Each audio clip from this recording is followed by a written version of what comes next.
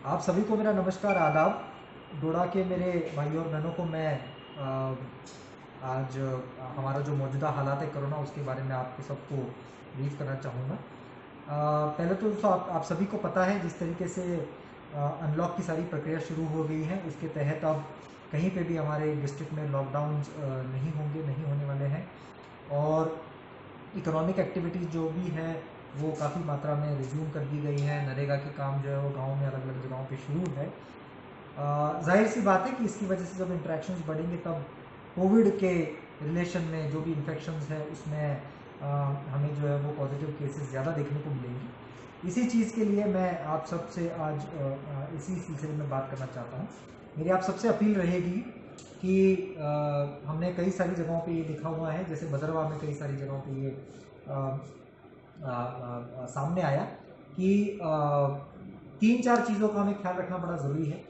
अगर किसी को भी हमारे घर में या हमारे आसपास अगर आपको लगता है कि कोई भी सिम्टम है, जैसे अगर फीवर है, अगर आपको खांसी है, ज़ुकाम है, और अगर आपके गले में अगर आपको तकलीफ, ये अगर 4 सिम्टम में से कोई भी एक सिम्टम अगर आपके पास होगा, तो मैं आपसे अपील करना चाहूँगा कि आप इमीडिएटली उसको आपके कंसर्न ब्लॉक जो भी आपका अस्पताल है, CHC है या फिर डिस्ट्रिक्ट हॉस्पिटल है, वहाँ पे आप इमीडिएटली जाके जो है उसको दिखाएं।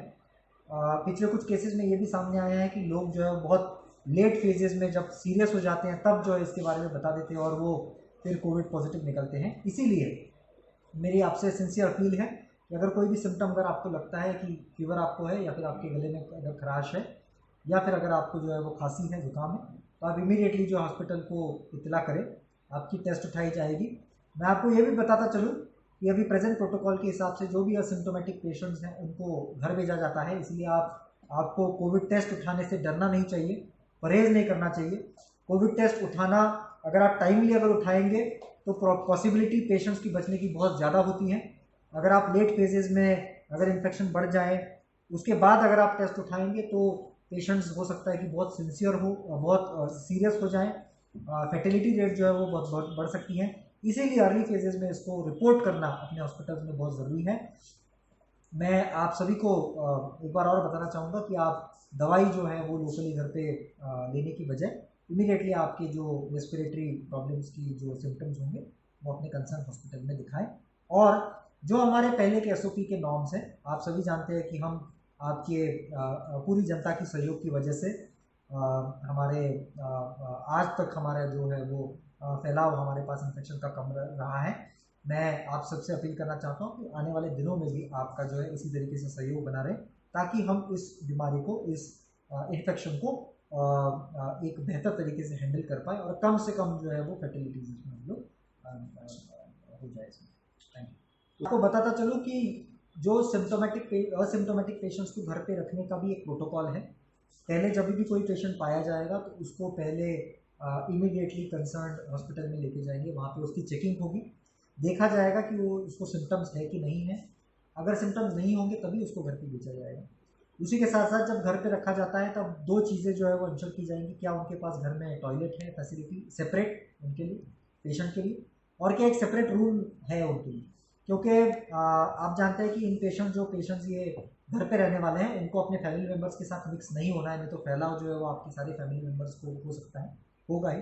इसी वजह से उनका अलग बाथरूम और अलग टॉयलेट होना ज़रूरी है। दूसरा, थोड़ा बहुत अवेयरनेस लेवल्स भी इसके बारे में होना ज़रूरी है। तभी उनको जो है वो एक कार्ड दिया जाएगा, इसमें एक पल्स ऑक्सीमीटर जो हमारा होता है जिसके तहत हम ऑक्सीजन लेवल्स चेक करते हैं कि आपकी बॉडी में ऑक्सीजन कितना है, वो एक पल्स ऑक्सीमीटर इनको दिया जाएगा। और रोज़ उनके घर पे जो है वो एक गार्डियन ऑफिसर जो है वो नियुक्त किया गया है। हर एक पेशेंट के पीछे एक गार्डियन ऑफिसर पर्टिकुलरली रहेगा जो उनके रोज़ के टेम्परेचर लेवल्स और ऑक्सीजन लेवल्स, ये 2 चीज़ें एक कार्ड पे मॉनिटर करेंगे। उसी के साथ साथ जहाँ पे कोविड पॉजिटिव पेशेंट रहा है उस घर के बाहर एक रेड कलर का बोर्ड लगाया जाएगा, एक फ्लैग लगाया जाएगा जिसके तहत लोगों को भी पता चल जाए।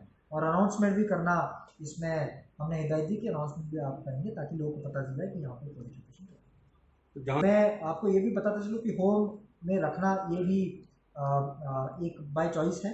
अगर कोई इंसान चाहता है कि वो हमारे पास हॉस्पिटल में रहे या फिर हमारे कोविड केयर सेंटर में रहे तो it is more than welcome. इसीलिए हमने ये डिसाइड किया है कि जो भी पेशेंट्स हैं उनसे कंसेंट भी ली जाएगी उसी मैटर्स में। और जाहिर सी बात है कि जो कोमॉर्बिडिटीज़ वाले पेशेंट होंगे एक और जिनको जो सिम्टम्स हैं उनको तो है हॉस्पिटल्स में या फिर कोविड केयर सेंटर्स में रखा गया है।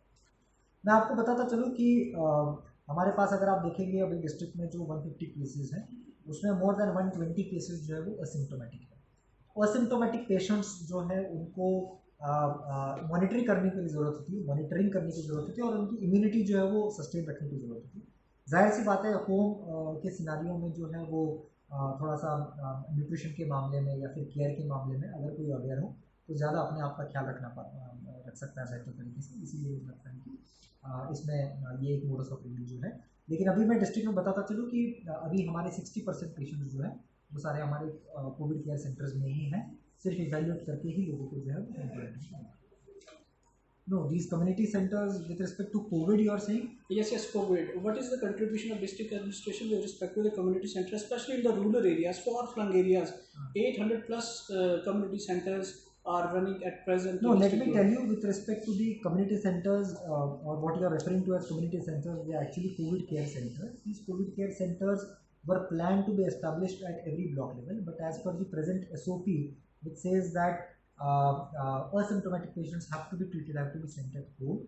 We have only specific COVID care centers which are functioning because those are only for COVID positive patients and those are only for those who are with symptoms. So bare minimum facilities and on top of that whatever is required for primary and secondary health care have been provided over there. For example, every COVID care center is supposed to have bedding facility, a bed facility, a separate toilet facility, basic sanitary facilities are supposed to be there. Along with that, they need to have some medical basic equipment, like there should be a thermometer to check, there should be a pulse oximeter to check. So all these things have been ensured. There are two ways in which these things have to be dealt on because we cannot because since schools are closed, we cannot have another pattern of schooling and where we can aggregate people or students on one particular platform. And that is why we had tried to keep this system as informal as could have been. It has not been made compulsive also because we had at the time of along with the schooling, we have to ensure that we don't create another area where the spread of this infection will take place.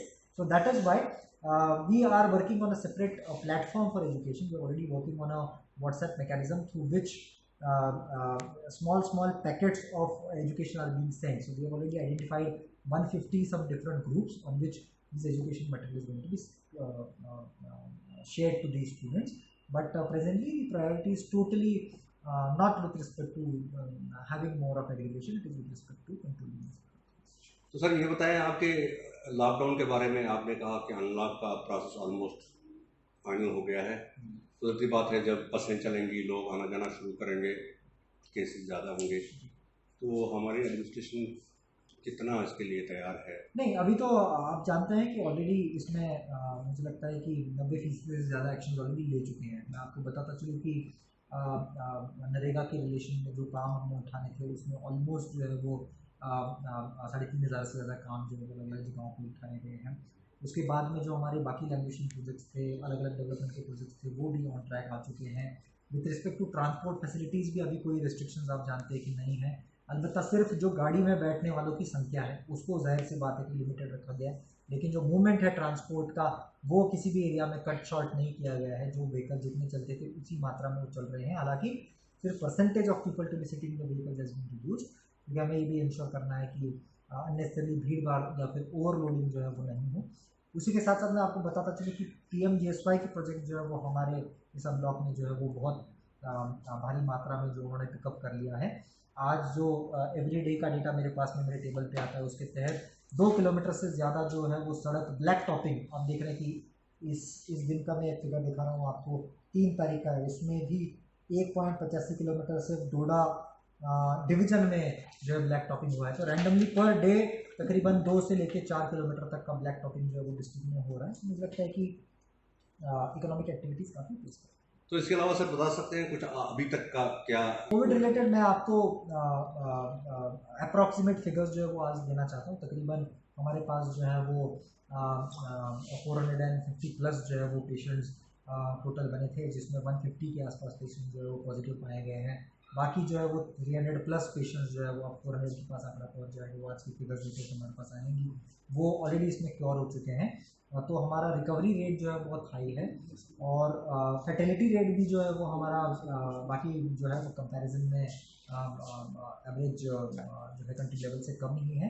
लेकिन जो ख़ास तौर से geographically अगर मैं बात करूँ तो भद्रवाह में देखा गया है कि कुछ क्लस्टर्स हमारे जो है वो पॉजिटिव पेशेंट्स के, इसलिए आज हमने भद्रवाह के लिए स्पेसिफिकली कॉल लिया गया है कि जो भी हमारे 50 एज से ऊपर जो भी रेस्पिरेटरी इलनेस के केसेस होंगे उनको कंपलसरी टेस्टिंग जो है वो आज से शुरुआत इसकी हो गई है, और जैसे ज़रूरत पड़ेगी उसी चीज़ को जोड़ा में और बाकी एरियाज में भी इसको इम्प्लीमेंट।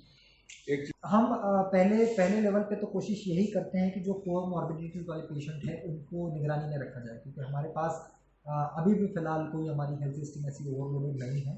तो जब भी जैसे मैंने आपको बताया कि पेशेंट को पहले जब पॉजिटिव आता है तब डिसीजन लेने के लिए उसको हॉस्पिटल में लेके जाते हैं, वहाँ पे जो है वो उसको पहले इवैल्यूएट किया जा सकता है, कन्विंस किया जाता है उसको कि अगर अब प्रेफरेबली अगर वो हमारे पास हॉस्पिटल में रहना चाहता है तो they are motivated for that particular thing.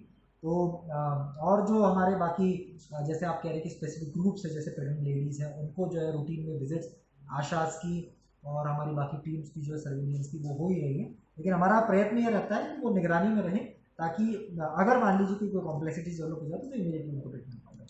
दूसरा टेस्टिंग मैं आपको बताता चलूँ, 2 के होम आइसोलेशन पे भेजा जाता है।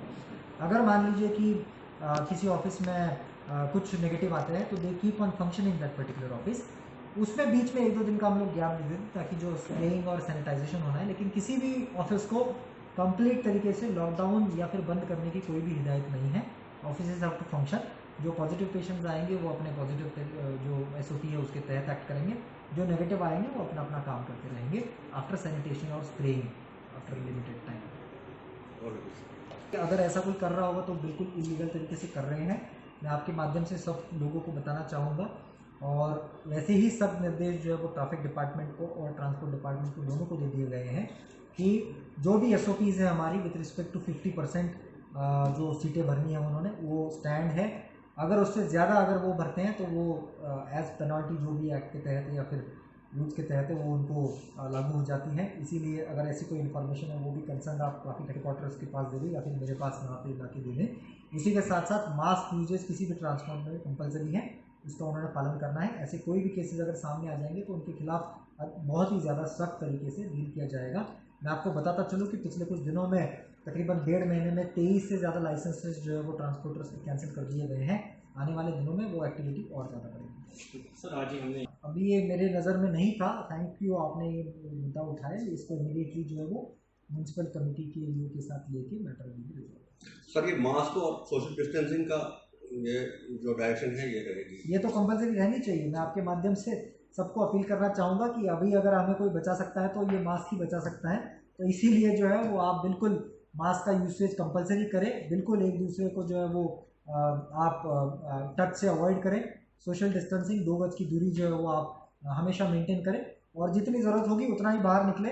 मैं आपके माध्यम से ये भी अपील करना चाहूँगा कि जनरली घर में जो है वो एक ही इंसान जो है वो जब आपको लगता है बाहर जाना है सामान लेना है तो एक ही इंसान को आप वो काम सौंपें, और उस इंसान से भी हिदायत है जो बाहर जाता है लोगों से ज़्यादा मिलता है वो भी आपके बाकी फैमिली मेम्बर्स के साथ जो है वो थोड़ा सा कम मिले, वो भी थोड़ा सा है वो घर में अपनी दूरी बनाए रखें, क्योंकि हमें अपना ख्याल रखना है। अपने फैमिली मेम्बर्स जो बुजुर्ग हैं हमारे घर में उनका भी ख्याल रखना है, क्योंकि वो सबसे ज़्यादा इसमें इन्फेक्शन फ्री